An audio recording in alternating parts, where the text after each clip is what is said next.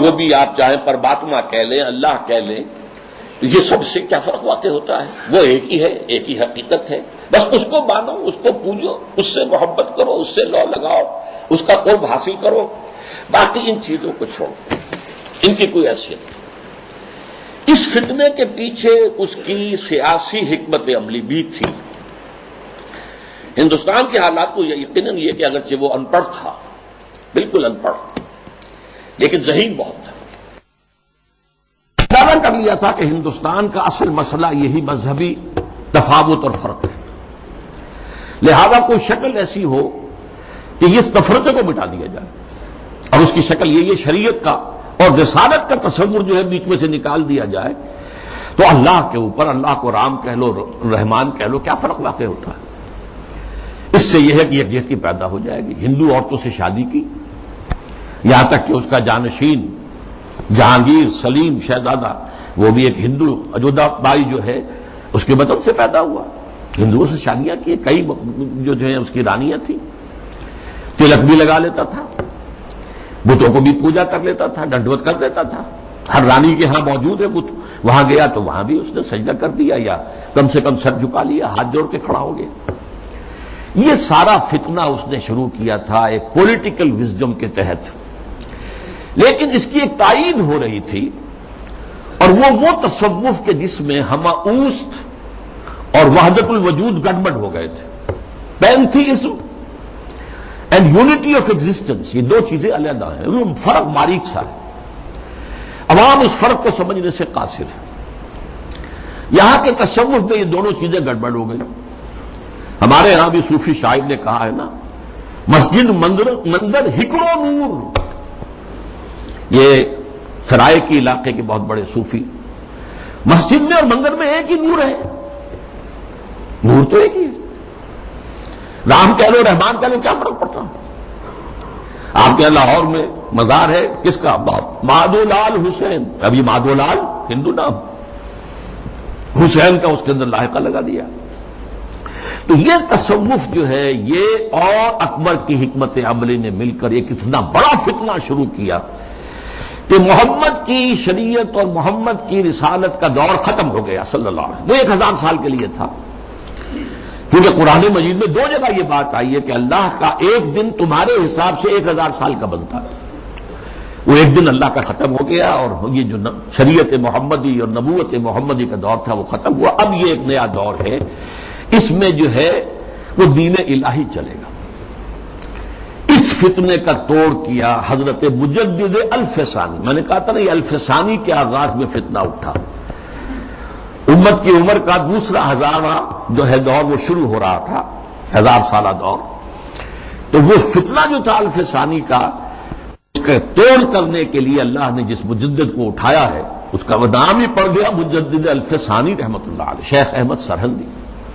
اس کو توڑ کیا، جس کے بارے میں اقبال کہتا ہے، گردن نہ جھکی جس کی جہانگیر کے آگے، جس کے نفس گرم سے ہے گرمی احرار، وہ ہند میں سرمایہ ملت کا نگہباں، اللہ نے بر وقت کیا جس کو خبردار۔ ملت تو ختم ہو رہی تھی، اس لیے کہ ملت کی جو بنیاد جو ہے وہ حضور صلی اللہ علیہ وسلم کے اتباع اور اطاعت پر ہے۔ محض قرآن پر تو نظام کوئی بنتا ہی نہیں سرے سے، نماز کا نظام نہیں بنتا، اور کیا نظام بنے گا؟ نماز کا نظام کہاں بنے گا قرآن پر؟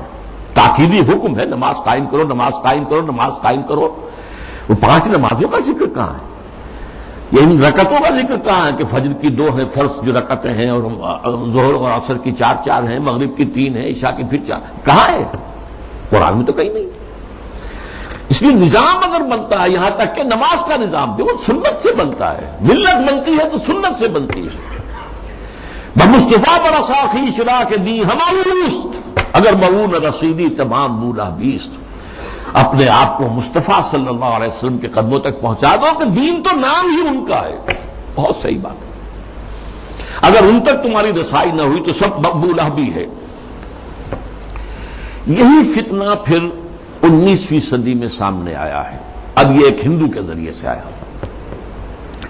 راجا رام موہن رائے بہت بڑا عالم تھا، فارسی کا، عربی کا، اردو کا، ہندی تو اس کی زبان تھی، اور ہندوؤں میں جو احیاء ہوا ہے ان کا قومی سطح پر، وہ جن اشخاص کا مرہون منت ہے ان میں بہت بڑے مقام پر راجا رام موہن رائے ہے، اور یہ موحد تھا، موحد کامل۔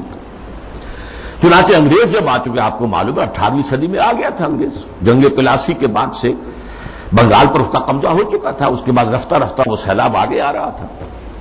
کلکتے ہی میں انہوں نے پہلا پریس قائم کیا، پہلا کالج قائم کیا، انجیلیں اردو میں ترجمہ کر کے، مقامی زبانوں میں ترجمہ کر کر کے لاکھوں کی تعداد میں پھیلا دی۔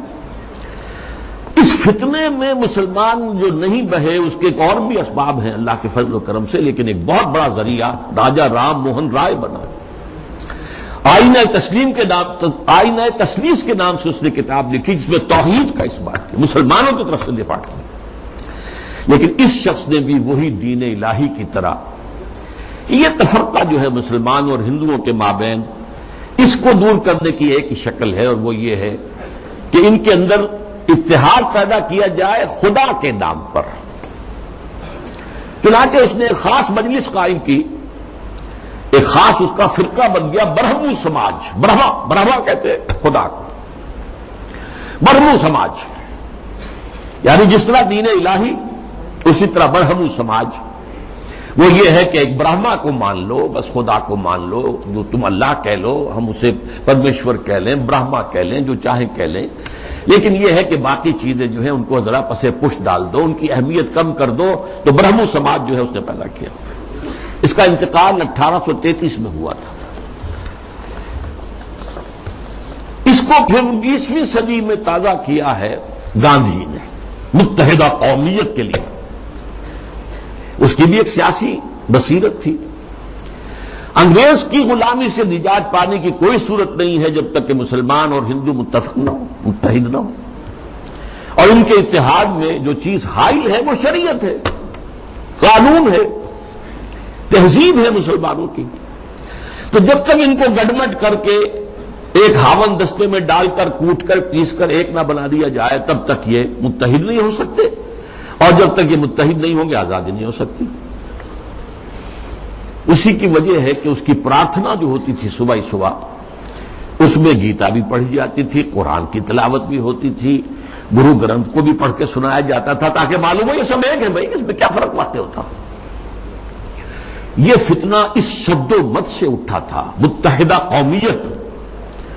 علماء کی کتنی بڑی تعداد تھی جو کہ مولانا حسین احمد مدنی رحمۃ اللہ علیہ کی سرکردگی میں اس متحدہ قومیت کی قائل ہو گئی، اور مان لیا انہوں نے کہ آج کل تو دنیا میں قومیں جو ہے وطن کی بنیاد پر بنتی، وطنیت۔